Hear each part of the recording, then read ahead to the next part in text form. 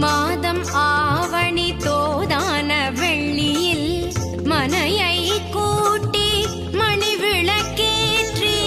மாலை தோரணம் ஏராளம் அமைத்து மங்களகரமாய் மா கோலம் இழைத்து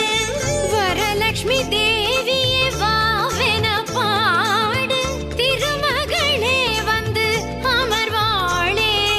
வாழையிலை போட்டு சேர்த்த அரிசி மேல் பூர்ண கலசத்தை ஏற்று காசு கருகமணி மாலை மணி தேங்காய் பூவோடும் பொட்டோடும் பொன்னான நாள்